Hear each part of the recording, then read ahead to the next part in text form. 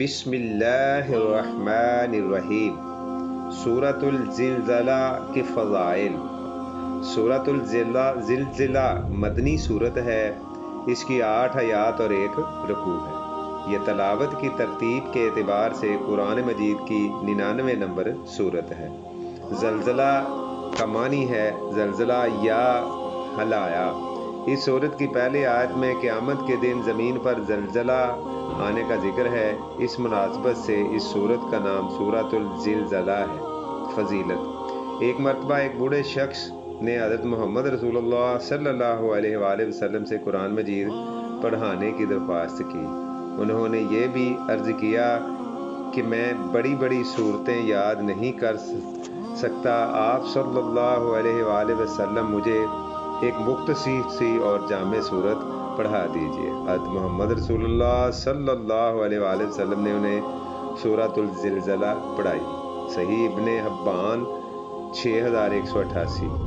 آخرت پر ایمان لوگوں کے اعمال پر سب سے زیادہ اثر انداز ہوتا ہے، اسی لیے حضرت محمد رسول اللہ صلی اللہ علیہ وآلہ وسلم نے سورۃ الزلزلہ کو نصف قرآن مجید قرار دیا ہے۔ جامعہ ترمذی 2894۔ سورۃ الزلزلہ کا مرکزی مضمون قیامت کے دن ہر پوشیدہ چیز کے ظاہر ہو جانے کا بیان ہے۔ سورۃ الزلزلہ میں اللہ تعالیٰ نے قیامت کے حالات بیان فرمائے ہیں کہ اس دن زمین پر شدید زلزلہ آئے گا۔ وہ اللہ تعالیٰ کے حکم پر اپنے اندر کی سب چیزیں یعنی خزانے اور انسان باہر نکال دے گی اور اپنے اوپر کی گئی تمام باتیں بیان کر دے گی۔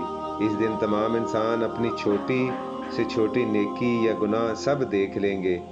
ہمیں سمجھنا چاہیے کہ قیامت کے دن انسان کے وہ گناہ اسے دکھائے جائیں گے جن سے اس نے دنیا میں توبہ نہیں کی، کیونکہ سچی توبہ سے گناہ معاف ہو کر ایسے ہو جاتے ہیں جیسے وہ کیے ہی نہیں۔ سچی توبہ میں یہ بات بھی داخل ہے کہ جس گناہ کی تلافی ممکن ہو اس کی تلافی بھی کی جائے۔ مثلا کسی کا حق ہے تو اسے دے دیا جائے یا اس سے معاف کروا لیا جائے، یا فرائض چھوٹ گئے ہیں تو ان کی قضا کر لی جائے۔ اللہ ہمیں معاف فرمائے، آمین۔ السلام علیکم۔